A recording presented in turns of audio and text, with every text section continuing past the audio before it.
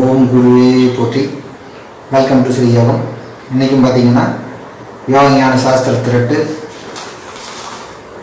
5ஆம் பாகம் பார்த்தீங்கன்னா பதஞ்சலிய சூத்திரம் 20 பார்த்தீங்கன்னா இன்னும் மீதி இருக்கிற பாடல்கள் பார்த்தீங்கன்னா இன்னும் சூப்பரான பாடல் இருக்குது. பதஞ்சலி முனிவர்கள் பார்த்தீங்கன்னா நிறையா பாட்டுகள் இருக்குது. பதஞ்சலி முனிவர் சூத்திரங்கள் நிறைய இருக்குது. ஆனால் பார்த்தீங்கன்னா இதில் வந்து மெயின் விஷயத்தை மட்டும் கொடுத்துருப்பாரு, ஞானத்தில் முக்கியமான விஷயத்தை மட்டும் கொடுப்பாரு.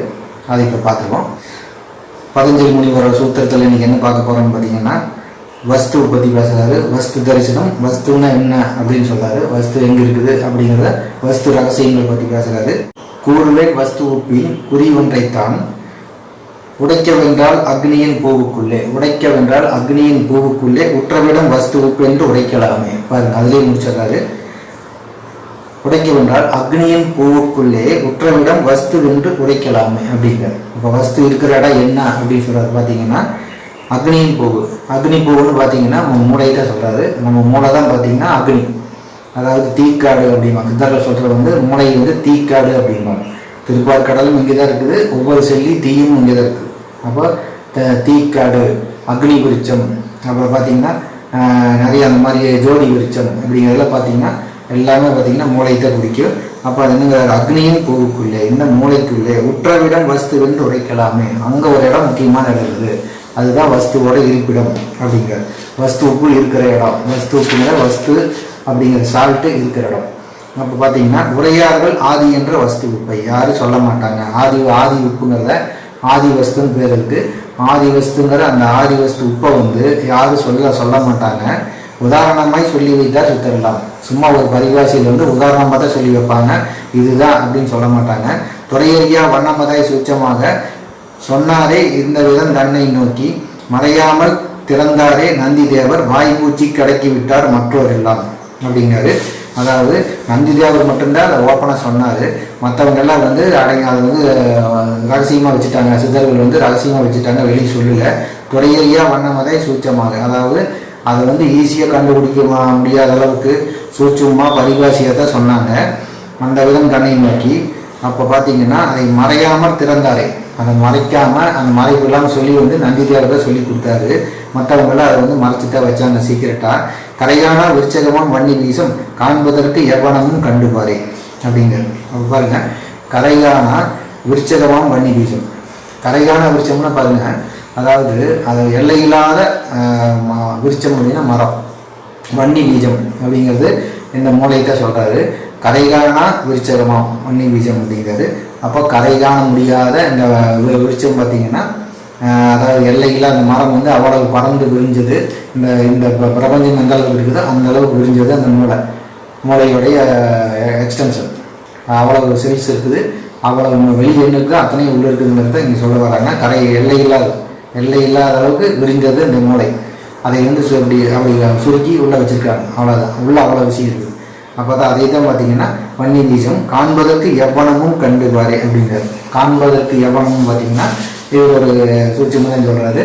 நீங்கள் வந்து சின்னதிலேயே பார்க்கணும்னு சொல்கிறார். எவ்வனமும் பார்த்தீங்கன்னா இள வயசுலேயே அதை பார்க்கணும். எவ்வனமும் கண்டுபாரேன்னா முடிஞ்ச அளவுக்கு சின்ன வயசுலேயே பார்த்துருங்க. அதாவது இளமையிலேயே பார்க்கும்போது இது வந்து இன்னும் பலன் கொடுக்கு அப்படிங்கிறத சொல்கிறாரு. பாறையா காலத்தை முன்பின்னாக பாடினார் அதை தெளிந்து பார்க்க வேணும். பாறையா காலத்தை முன்பின்னாக பாடினார் அதை தெளிந்து பார்க்க வேணும். நேரையா வஸ்துப்பை காண வென்றால் நினமறிய வேணுமதில் நிஜமும் வேணும். உரையறிய சந்திரனுக்கு 5 தீஜை தேவையா. அதாவது காலத்தை முன்பின்னாக பாடினார் அதை தெளிந்து பார்க்க வேணும். பார்த்தீங்கன்னா இவங்க வந்து சித்தர்கள் வந்து முன்பின்னா பாடி வச்சுருக்காங்க, காலத்தை முன்பின்னாக. அப்போ பார்த்தீங்கன்னா அதாவது சித்தர்களுடைய ஸ்டைலில் இருக்கா முருகப்பெருமான் சொல்கிற மாதிரி முன்பின்னாக முரணாக கோர்த்து வைத்தோம் பாடல்களை.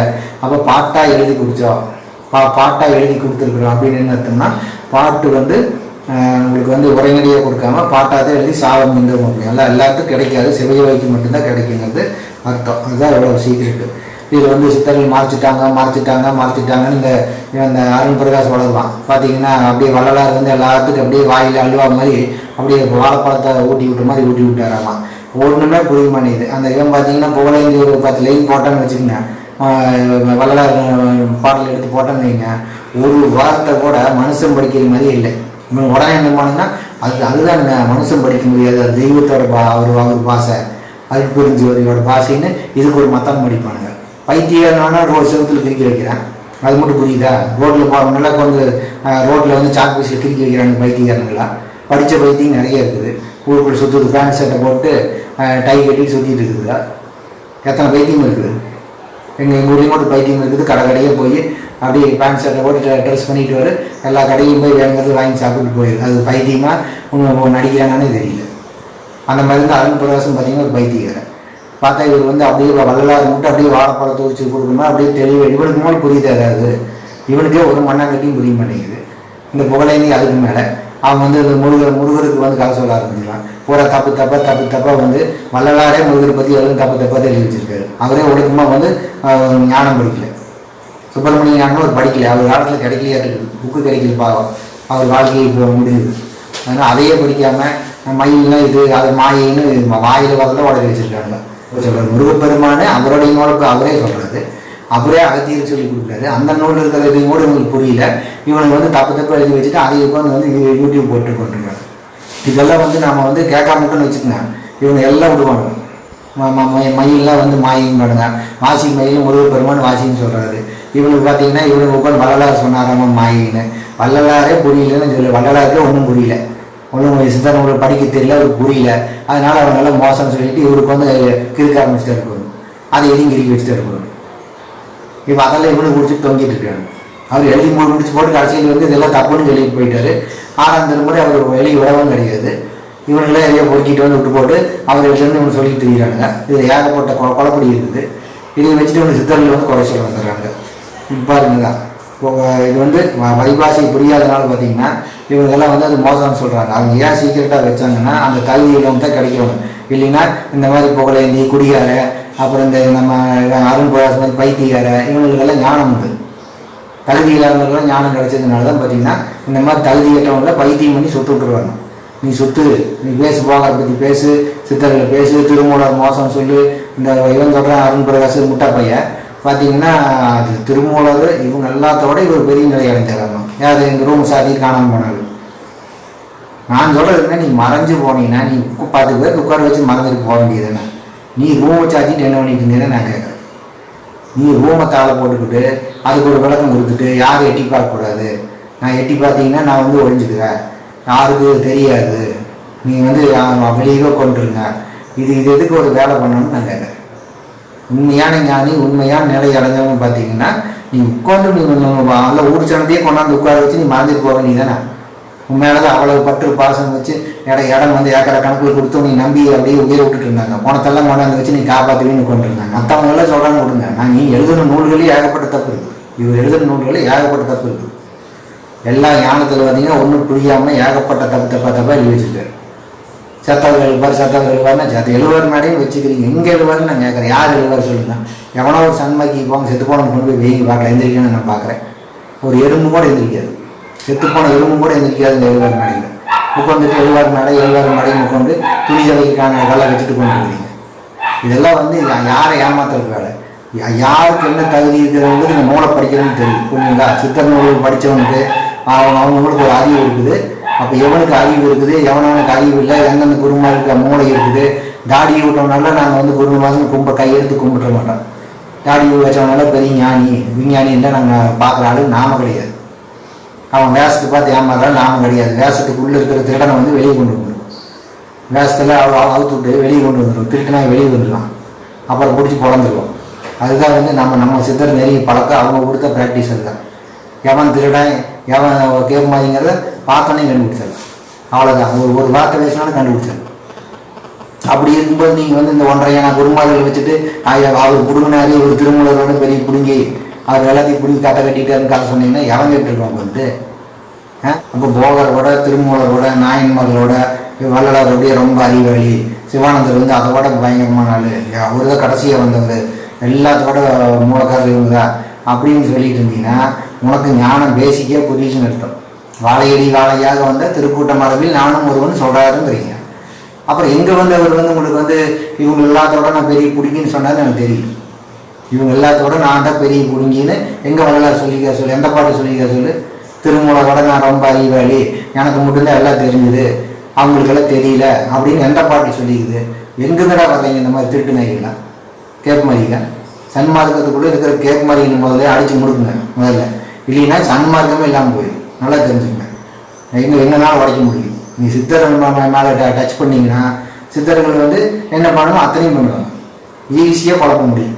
சன்மார்க்கத்தில் அத்தனை பிரச்சனை இருக்குது, திருமலையில் அத்தனை தப்பு இருக்குது, ஆயிரக்கணக்கான தப்பு இருக்குது. எல்லாமே நிறைய போல தப்பு, ஞானம் புரியாமல் ஞானமே இல்லாத விஷயங்கள் நிறைய இருக்குது. நிறைய ஏகப்பட்ட குழப்பம் இருக்குது அந்த நூலில். அப்போ நீ சித்தர்கள் பேச வரீங்கன்னா உங்களுக்கு எவ்வளோ ஓட்டை இருக்குன்னு நாங்கள் பிரித்து மாய மாட்டோமான்னு நாங்கள் கேட்குறோம். அப்போ முதல்ல உங்களுக்குள்ளே இருக்கிற திருடன் முதல் கண்டுபிடிங்க. சன்மார்க்கு இருக்கிற திருடனெல்லாம் முதல்ல அடிச்சு முதல்ல வெளியே கொடுங்க. அப்போ நீங்கள் போய் அந்த பெருவெளிக்கு காப்பாற்றுறது அப்புறம் பார்க்கணும். போது சன்மார்க்கத்தை காப்பாற்றுங்க. இந்த திருட்டு நாய்கள் முதல்ல இந்த அருண் பிரகாசு, இந்த குடிகார புகழேந்தி இவனுங்களாம் முதல்ல அடித்து முடுக்குன்னு போகும். இந்த இவன் பார்த்தீங்கன்னா இந்த குடிகாரன் பார்த்தீங்கன்னா இந்த புகழேந்தி பார்த்தீங்கன்னா எப்போ பார்த்தாலும் அந்த வடலூர் பிராண்டி கடையிலேயே வாங்கி எடுத்துகிட்டு இருக்கிறான். எப்போ பார்த்தாலும் அங்கே போனால் ஒரே அடிக்கடியே இருக்குதும்மா. அப்படி வந்து குடிச்சிட்டு உருண்டுட்டு கிடக்கிறான். ஆனால் பார்த்தீங்கன்னா முருகரை பற்றி பேசி வீடியோ போட்டுருவாங்க. முருகன் பெருமான் பேசுறதுக்கு உனக்கு மாதிரி யோகதி இருக்காடா சொல்லு.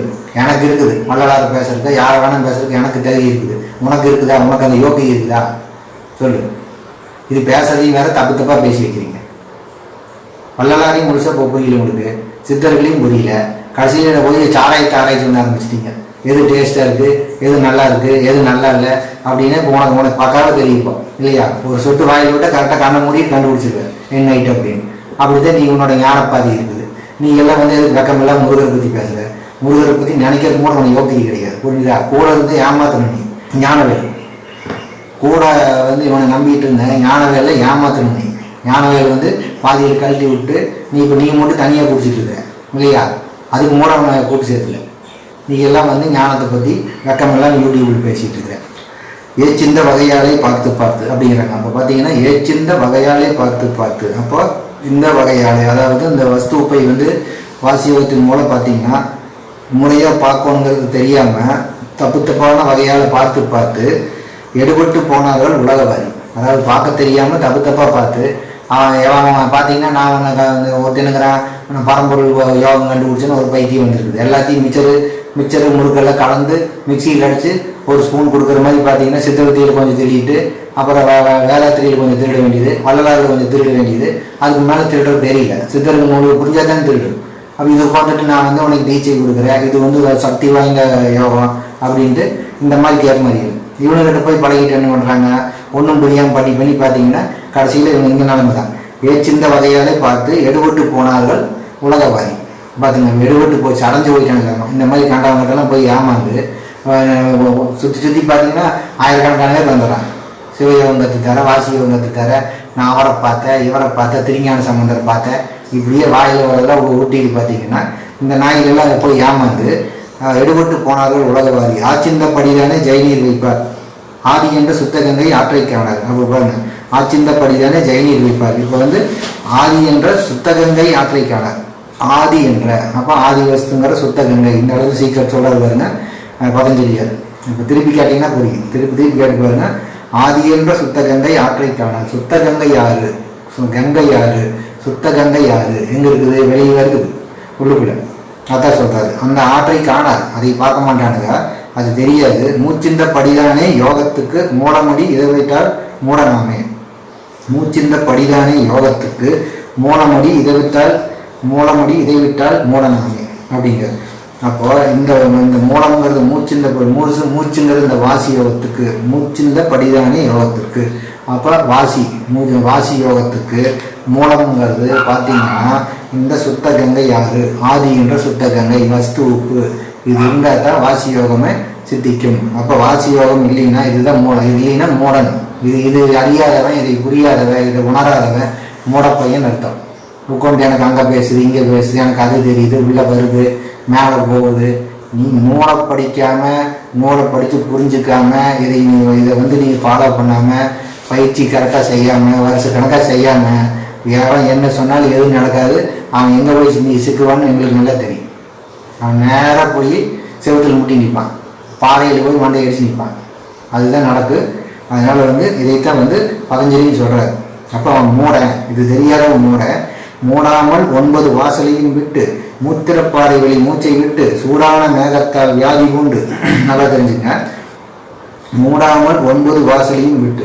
அப்போ இந்த 9 வாசல் நவவாசல் அடைச்சு நம்ம அந்த எல்லா 5 பூதங்களும் அடங்கி நிற்கும். பார்த்தீங்கன்னா நவவாசலையும் அடக்கி நாம் வந்து பயிற்சி வாசியோகம் பண்ணும்போது பார்த்தீங்கன்னா இது வந்து வாசியோகம் கரெக்டாக பண்ணிங்கனாவே எல்லாமே வந்து ஒரே இடத்துல குவிஞ்சு நிற்கும், வெளிநோக்கி போகாது. அப்போ அது வந்து அதையும் தெரியாமல் மூத்திரை பாதை வழி வாசி விட்டு அப்படிங்கிறது. மூத்திரப்பாதை வழி மூச்சை விட்டு.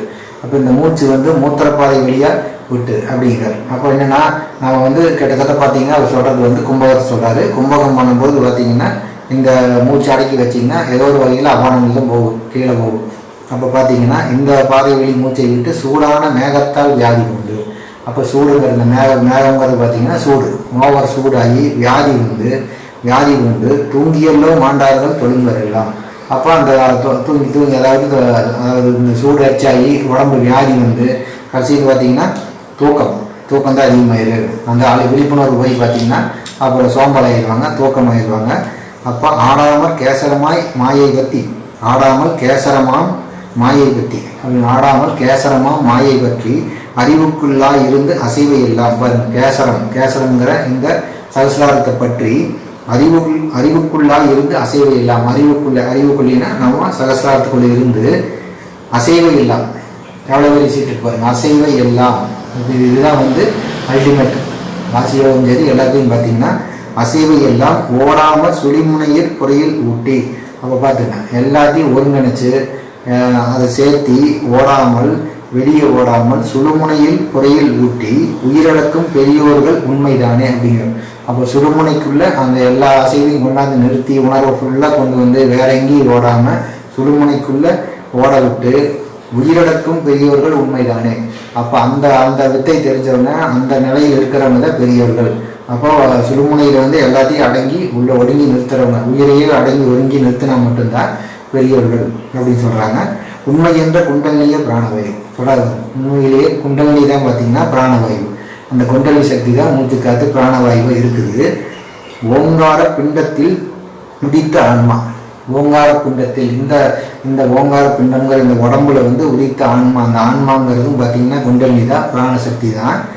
மேன்மை என்ற ஆகாசத்திருந்தவாறு மேலெழுத்தும் கீழெழுத்தும் ஆனவாறும் அப்படிங்கிற ஆகாசத்தில் இருந்தது. ஆன்மா வந்து ஆகாசம்னா வெளியில்லை, உள்ள வந்து சகசிராரத்தில் இருக்குங்கிற ஆன்மா பார்த்தீங்கன்னா தன்மை என்ற விந்துவிலே நின்றவாறு மேலெழுத்தும் கீழெழுத்தும் ஆனவாறும். அகாரம் உகாரம், மேலெழுத்து கீழெழுத்துன்னு பார்த்தீங்கன்னா அகாரம்னு உகாரம்னு அதுதான் ஆனதும் பார்த்தீங்கன்னா இந்த ஆன்மா தான். தன்மை என்ற விந்துவிலே நின்றவாறு, விந்துவிலையும் அந்த குண்டலினி தான் நிற்கிது. குண்டலினிங்கிற பிராணசக்தி தான் நிற்கிது. சாஸ்திர விதம் சாகரத்தில் சார்ந்தவாறும். அப்போ சாஸ்திரங்கள்லையும் சாகரத்தின்னா இந்த கடல், திருப்பாற்கடலில் சார்ந்தவாறும். கண்மை என்ற சிங்கு வங்கில் நிறைந்தவாறும். கண்மை என்ற சிங்கு வங்குங்கிறது இங்கே ரகசியமாக சொல்கிறாரு. சிங்கு வங்குலாம் பார்த்தீங்கன்னா வந்து கோடுவேடு, பார்த்தீங்கன்னா வாசிக்குண்டான கோடுவேடு. இது அதில் நிறைஞ்சிருக்கிறதும் பார்த்தீங்கன்னா பிராணசக்தி தான், பிராணவாயு தான், குண்டலினி தான். அப்போ அதில் வங்கு சிங்குலையும் நிறைந்திருக்கிறது அதுதான். கண்மூக்கு மத்தியிலே கண்டுவாருன்னா உடனே மறுபடியும் பொருவமதிக்கு வந்துடக்கூடாது. இது வந்து இந்த நம்மளுடைய டோட்டல் தாளமஸ் ஏரியா சொல்லாது. அந்த இடத்துல தான் வந்து குண்டலினி சக்திங்கிற பிராணசக்தி இருக்குது. மேல் குண்டலினிங்கிற அந்த கணேசனுடைய மூலம் பார்த்தீங்கன்னா பீனியில் சுற்றி பீனியில் தான் அந்த ஏரியா. அதை சுற்றி இருக்கிறத அந்த இடத்த பாரு, அந்த இடத்துல மனசு வச்சு பாரு. கண்மூக்கு மத்தியிலே கண்டுபாரு அப்படிங்கிறது. கண்டுவார் பிராணாயம் ஆகும் மார்க்கம். கண்டுவார் பிராணாயம் ஆகும் மார்க்கம். காணப்பெற்றால் ஆகும் கற்பூர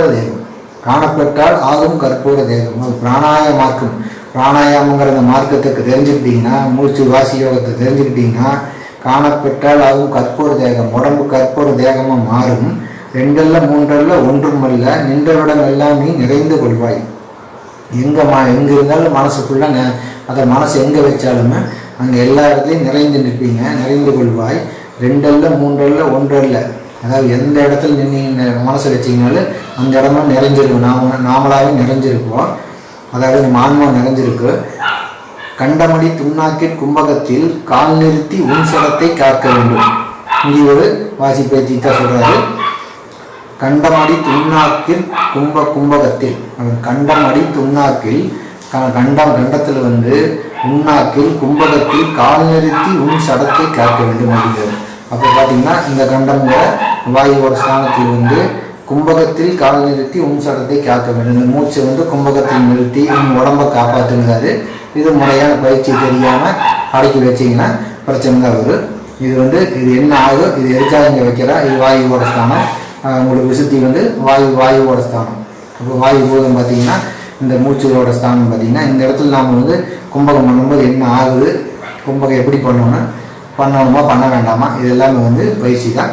இப்போ பார்த்தீங்கன்னா உன் உடம்பை காப்பாற்றணும், உன் சடத்தை காக்க வேணும், மண்டலத்தின் வஸ்துவுப்பை காண வேண்டால் மனம் பார்த்து வாழ்கிறே அப்படிங்கிறது. மண்டலத்தில் வஸ்துவுப்பை காண வேண்டால் அப்போ நீங்கள் ஒரு மண்டலத்தில் இந்த வஸ்துவுப்பை கண்டுபிடிச்சி நம்ம பார்க்கணும் அப்படின்னா மனம் பார்த்து வாழ்கிறே அப்படின்னு சொல்கிறாரு.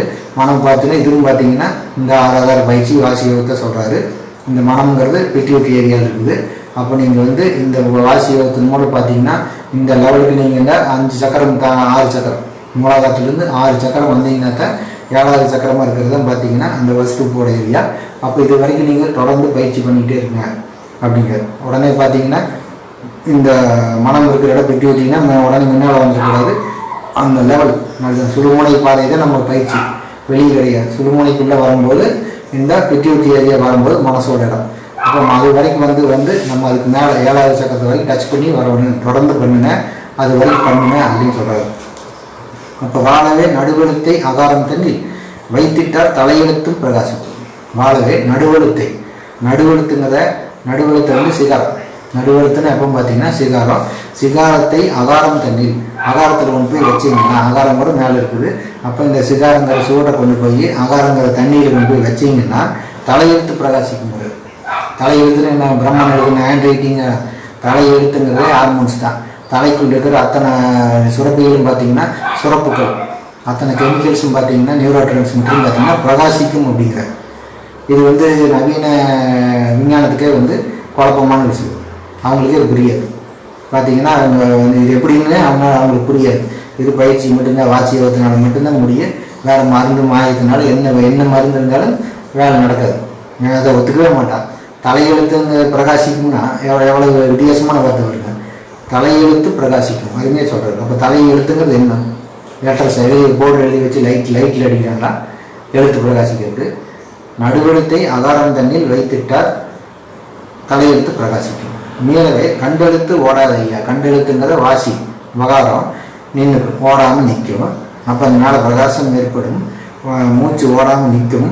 விட்டெழுத்தும் தொட்டெழுத்தும் மேல் கீழாச்சு, அகாரம் உகாரமும் மேல் கீழாச்சு. தாளவே வேண்டுங்கான் 51, தாளவே வேண்டாங்கான், தாளவே வேண்டாம் கான் 51 தலையெழுத்துக்குள்ளாகி சிறந்து போச்சு. சூப்பராக பாருங்க. தாளவே வேண்டாம், நீங்கள் ஒன்றும் வீணாக போக வேண்டியதில்லை. 51 தலையெழுத்துக்குள்ளாகி சிறந்து போச்சு. இப்போ பாருங்க, 51ங்கிறது 51 எழுத்தும் சொல்கிறார். 51 எழுத்தும் தலையெழுத்துக்குள்ளாகி சிறந்து போச்சு அப்படிங்கிற. அப்போ அது இன்னும் பர்ஃபெக்ட் ஆகிடுச்சு, சூப்பராக போச்சு. அந்த ஹார்மோன்ஸ் 51 எழுத்து பார்த்தீங்கன்னா 6 ஆதாரத்தில் இருக்கிற சக்கரங்கள் இருக்கிற எழுத்துக்கள். அப்போ 50 எழுத்து பார்த்தீங்கன்னா இந்த பெட்டிட்டி வரைக்கும் இருக்குது. அதுக்கு மேலே பார்த்தீங்கன்னா பீனியல் ஒரு எழுத்து. இப்போ அந்த 51 எழுத்துங்கிறது 51 ஹார்மோன்ஸ், 51 மேஜர் ஹார்மோன்ஸ். அப்போ இவன் நவீன விஞ்ஞானத்தில் பார்த்தீங்கன்னா சயின்ஸ் சொல்லும் சப் ஹார்மோன்ஸ்னு சொல்லும். சப் ஹார்மோன்ஸுங்கிறது பார்த்தீங்கன்னா இதுலேருந்து புரியாது. இதுலேருந்து ஏகப்பட்ட ஹார்மோன்ஸ், கோடிக்கணக்கான ஹார்மோன்ஸ் இருக்குது. இது வந்து இதுவரை கண்டுபிடிச்சது கம்மி, அவ்வளோதான் வழியா. இது வந்து என்னென்னா ஹார்மோன்ஸ் தான் சொல்கிறார். இந்த இடத்துல சொல்கிறது பார்த்தீங்கன்னா 51 எழுத்துனா மேஜர் ஹார்மோன்ஸு. அது எல்லாமே சூப்பராக போச்சு, சிறந்து போச்சு, சூப்பராக ஆயிடும் அப்படின்னு சொல்கிறாரு. கோளுமே வாராது மரளியாவாய் கூடிய வாத திறவுகோல் தான் முற்று அப்படிங்கிறார். எந்த விதமான பிரச்சனையும் வராது. அதாவது இந்த மாதிரி பயிற்சியாகி இப்படி நின்று மேலே பிரகாசத்தை பார்த்ததுக்கப்புறம் மூச்சு ஓடாது, தலையெழுத்தும் வந்து பிரகாசமாகிடும். இந்த 51 எழுத்தும் பார்த்தீங்கன்னா பர்ஃபெக்ட் ஆகி சிறப்பாகிடு வாசி யோகத்தினால. அப்போ வந்து உனக்கு எந்த பிரச்சனையும் வராது, கோளுமே வராதுன்னா உனக்கு எந்த கஷ்டமும் வர போகிறதில்ல, வாழ்க்கையில் எந்த துன்பமும் வராது. நீ வந்து மரளியாவாயின்னு பார்த்தீங்கன்னா நீங்கள் சாரா வரம் பெற்றுவீங்க. கூடிய வாத திறவுகோல் தான் அப்படிங்கிறார் பதஞ்சலியாருடைய வாத திறவுகோல். வாத திறவுகோள்ங்கிறார், இதுதான் கீ அப்படிங்கிறது. ரசவாதம் உடம்பு ரசவாதம் பண்ணுறதுக்குண்டான திறவுகோல் முடிஞ்சது, இதோட முற்று அப்படிங்கிறார். இதை திரும்பி கேளுங்க, திரும்ப கேட்டுக்கிட்டே இருங்க. அடுத்த சொல்லுங்கள்.